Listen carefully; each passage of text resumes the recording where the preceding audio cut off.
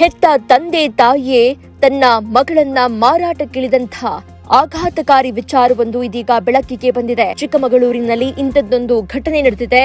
ಹಣಕ್ಕಾಗಿ ಪೋಷಕರೇ ತಮ್ಮ ಮಗಳನ್ನ ಆಫ್ರಿಕಾಗೆ ಮಾರಿದ್ದಾರಂತೆ.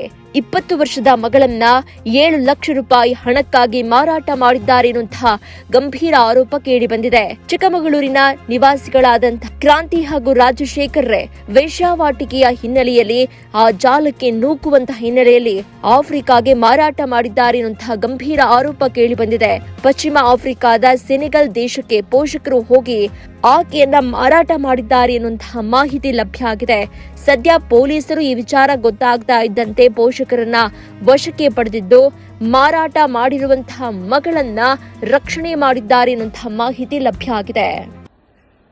ನಮ್ಮ ಅಕ್ಕಿಪಿಕ್ಕಿ ಬುಡಕಟ್ಟು ಸಮಾಜದ ಏನು ಚಿಕ್ಕಮಗಳೂರು ಜಿಲ್ಲೆಯ ಮಲ್ಲೇನಹಳ್ಳಿ ಗ್ರಾಮದ ನಿವಾಸಿ ಚಂದ್ರಶೇಖರ್ ಹಾಗೂ ಕ್ರಾಂತಿ ಇವರ ಮಗಳು ನಂದಿತಾ ಇವರು ಕಳೆದ 4 ತಿಂಗಳ ಹಿಂದೆ ಆಫ್ರಿಕಾದ ಸೆನೆಗಲ್ ದೇಶಕ್ಕೆ ಗಿಡಮೂಲಿಕೆ ವ್ಯಾಪಾರಕ್ಕಂತ ಹೋಗಿರ್ತಾರೆ.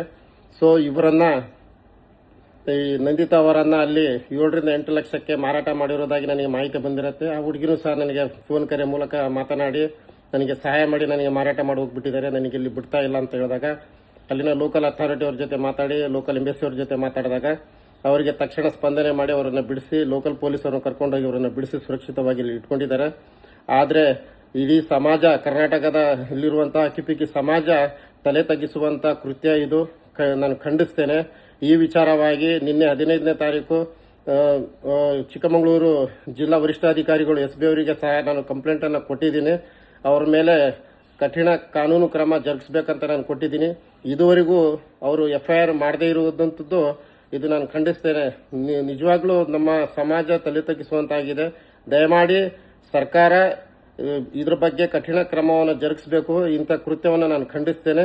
ಈ ಏನು ಹೆಣ್ಣು ಮಗು ನಂದಿತಾ ಅವರು ಏನು ಸೆನೆಗಲ್ ಡಕಾರ್ ಅಲ್ಲಿ ಸಿಕ್ಕಾಕೊಂಡಿದ್ದಾರೆ, ಅವರನ್ನ ಪುನಃ ಭಾರತ ದೇಶಕ್ಕೆ ಕರೆತರುವಂತ ಕೆಲಸವನ್ನು ಮಾಡಬೇಕು. ಮತ್ತೆ ಅವರ ತಂದೆ ತಾಯಿ ಏನು ನಂದಿತಾ ಅವರ ತಂದೆ ತಾಯಿ ರಾಜಶೇಖರ್ ಮತ್ತೆ ಕ್ರಾಂತಿ ಅವರ ವಿರುದ್ಧ ಕಾನೂನು ಕ್ರಮ ಜರುಗಿಸಬೇಕು ಅಂತ ನಾನು ಮನವಿ ಮಾಡ್ತೇನೆ.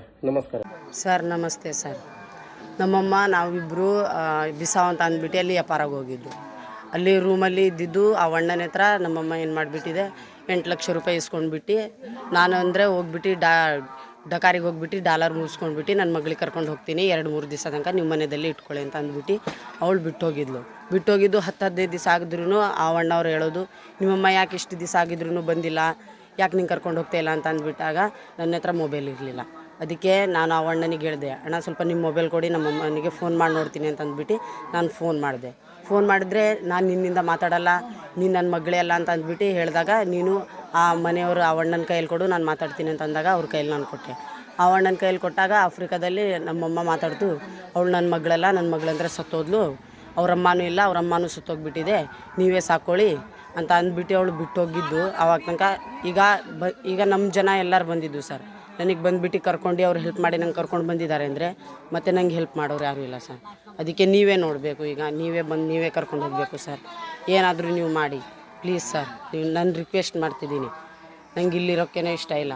ನನ್ನ 2 ಮಕ್ಕಳಿದೆ, ನನ್ನ ಗಂಡ ಇದೆ, ನನ್ನ ಸಂಸಾರ ಮಾಡ್ಕೊಂಡು ಅಲ್ಲೇ ಇರ್ತೀನಿ ಸರ್.